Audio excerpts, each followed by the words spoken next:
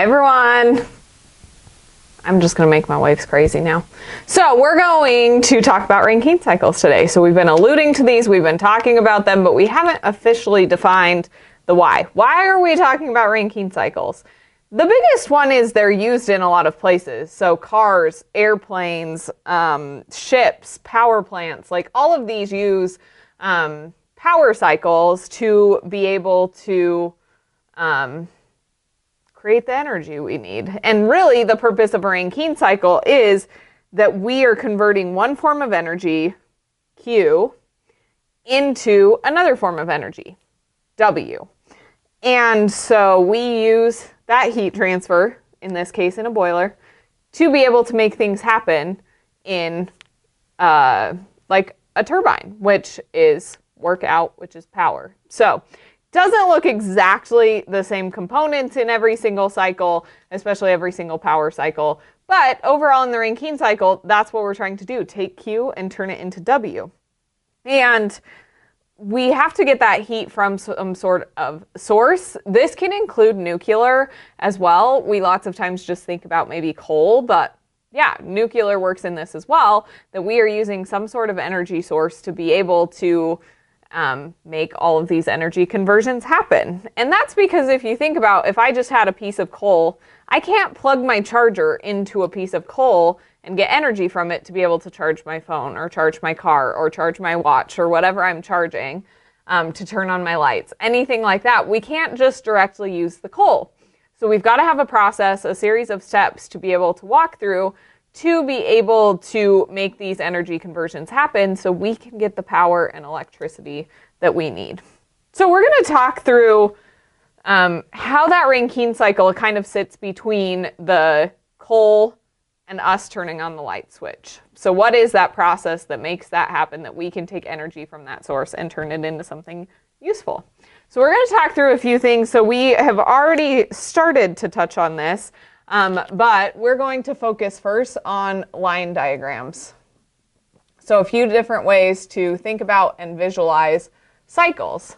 So in a line diagram, we have a boiler, which goes to a turbine, which goes to a condenser, which goes to a pump, which goes back to the boiler. So we are working our way around the cycle in this direction. And this is helpful to show graphically what is happening. This is not to scale. So if you were to go to, let's say, a power plant, a boiler may take up an entire building and be taller than a building, whereas a pump could maybe fit in a pretty small room. Like they're big, but they're not huge. And they're not going to necessarily be right next to each other like it looks like in this line diagram. But this is trying to see the overarching view of this cycle and kind of picture graphically what is going on. And so in our case, we are going to look at 4 points within this cycle. If you take an advanced thermodynamics class at some point, there can be up to like 20 points or more. Again, as I've said before with a lot of things in thermo, above my pay grade, we're going to focus on the core thermo. But in our case, we're going to have 4 points. And how we are going to label them is that this is going to be point 1, so coming out of the boiler and entering the turbine. This will be point 2, coming out of the turbine and going into the condenser.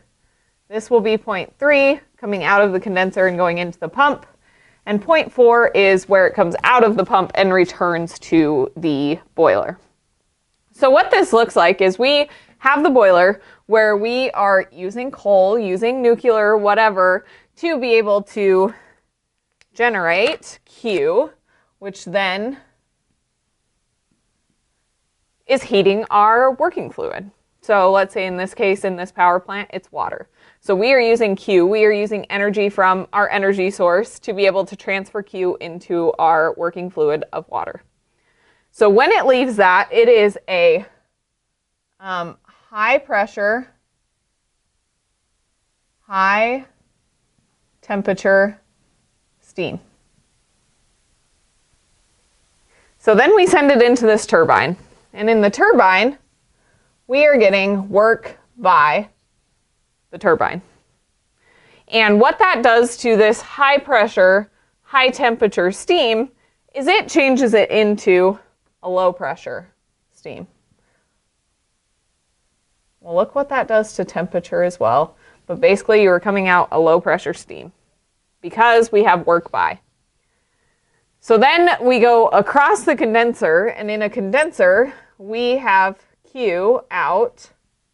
So we are taking energy from this working fluid and now transferring it out, thermal energy out. So we're transferring heat. And this turns it into a low pressure liquid. And that should be apparent by the name of a condenser, is we are condensing the steam into a liquid. And the reason we do that is pumps are not good at pumping gas. That is not what they're for. So we have to have it in a liquid form in order to be able to send it through the pump, to pressurize it, to make it a high pressure liquid, to then be able to go back into the boiler, be heated up, and go through the cycle again and make all of these energy transfers happen, which I forgot one here. We have work on the working fluid, or working on the system, by paying for that pump to run. So just by showing this graphically, we have a better grasp of what the components are and where our energy transfers are happening. Again, this is a simplified version. There may be more points that we're going to have to analyze and really think about the design here. But overall, we're able to see a pretty good concept of how all of our energy is conserved and what is happening in this cycle. So let's think about then how that transfers to TS diagrams. So let's go back to pink here. So TS diagrams are going to be important in visualizing the property relationships in a system. So we have a vapor dome here, and let's say we have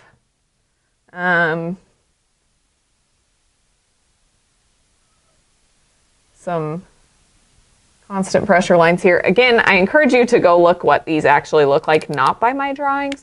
Not that my drawings are the worst, but it's good to see what a real life vapor dome also looks like when it's made much better than my just hand drawing is.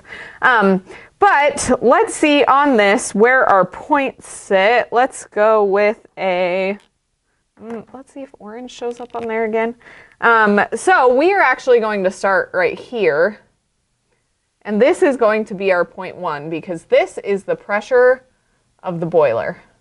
And at the boiler, we are at a steam, high pressure, high temperature steam. So we are somewhere up here.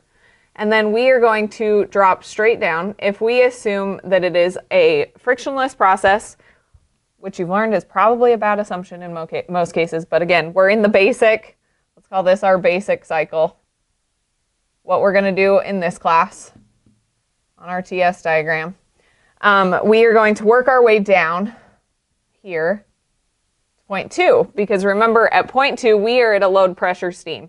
We're in the wet vapor stage. Some of that has now turned into liquid, but we are still in a vapor stage here. And then we are going to work our way this way across this pressure of the condenser to the point here where it gets to saturated liquid. This is point 3, which just came out of the condenser. So we are condensing this liquid across the bottom. And then we actually go back up. We're going to our pump here. We're putting some work on, and we are pressurizing this working fluid to get to point 4. And then we just came out of this pump, and so now we're going to go back into the boiler. We're going to add Q, which is going to cause that phase change to get back to a saturated vapor. So we have our pressure of our boiler, pressure of condenser. We have our boiler across the top. We're going to use all the colors here. Boiler across the top. We have our turbine decreasing that pressure. We have our condenser helping us get back to a liquid. And then we have a pump helping us get that pressure back up where it needs to be to go to the boiler. So this really helps us visualize, again, those thermodynamic properties and their relationship. So we talked about how is temperature and pressure related in a pump? Well, I'm increasing the pressure, so there is going to be some sort of temperature change. We're worried about work, not Q, but we can see how those properties change as we change other properties within it. Property relationships. So this is a very simplified version. This is what we are going to cover in this class. But we can go a little more complicated again if you are to do an advanced thermo, where we have the vapor dome.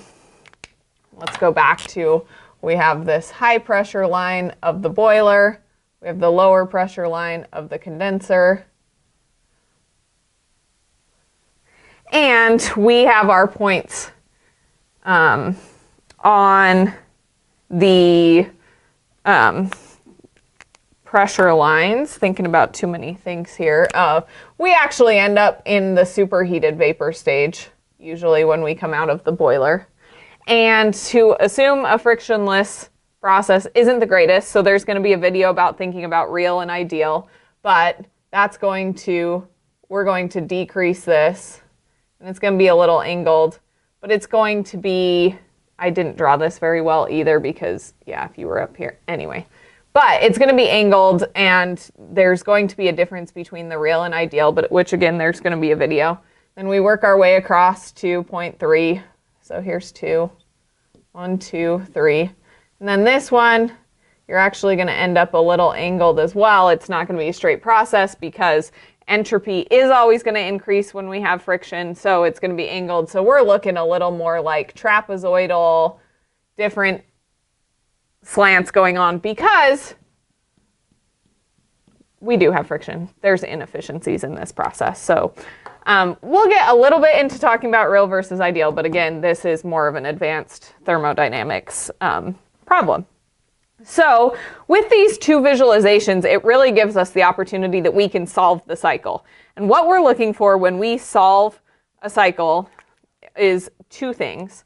So the first is that we can find H values, which you know is enthalpy. So we're going to find the H's for all these different points, and the next videos coming up are going to teach you how to do that. And then the second thing is that we want to, oh, we actually want to do three things. We're going to have three things here. We want to find powers. And the reason for that is you're used to hearing, like in a car, like a X horsepower engine. You're familiar with that term. Maybe you don't really know what it means, but you've heard 6 horsepower engine. Whatever it is, you want to find the power because you getting a unit in BTUs per pound mass, that doesn't mean anything to you. You've probably never heard of that in thermo, but you have heard of a horsepower. So we want to make sure to turn this into something useful. So the way we do that, like for a turbine, the work of a turbine, a power is basically just a rate of doing work, which you should know from other classes, but as a refresher of power is a rate of doing work. And that's going to be equal to, we found in prior videos talking about H's, and you're going to see in upcoming videos, that the work of the turbine is equal to the higher energy minus the lower energy, which it's a high pressure, high temperature on the way in, a low pressure on the way out. So it's going to be H1 minus H2. And we know from our steam tables that that's going to come out as something like kilojoules per kilogram or BTUs per pound mass. That's not a rate though, so we need to multiply it by the mass flow rate to be able to give it a time component. So we're going to give it how much are we pumping through at a certain rate times that potential to do work. That's kind of what this different H's are, is this is a potential to do work. To do work across that given component. That's maybe a little small. Hopefully you can still read that. But that gives us an idea. If we're doing this for the turbine, that tells us how much energy we can sell, right? We're going to be able to turn this into kilowatts or horsepowers or something. This is the amount of electricity or energy that we are able to generate because of that potential to do work across the component, because of its high pressure, high temperature going to a low pressure steam, times the amount of fluid we're actually pumping through. And we can do this for all of them, so the work of the power of the pump is going to be equal to H4 minus H3 times the mass flow rate, and then the Q of the boiler is going to be mass flow rate times H4 minus H1, and then the Q of the condenser is equal to the mass flow rate times H2 minus H3. I actually did that wrong. Boiler should be 1 minus 4, because it comes out of the boiler at a higher energy than it went in. So, but you are able to find powers for all of these different components because of their potential to do work or to heat transfer. It tells us how much energy are we going to get out? How much am I going to have to pay to run my pump? How much coal do I need to heat up this working fluid? So this gives us a good idea of what we're dealing with. And then the last thing is that we have already alluded to is thinking about thermal efficiency. And I have basically run out of room here, so let's go over here to thermal efficiency,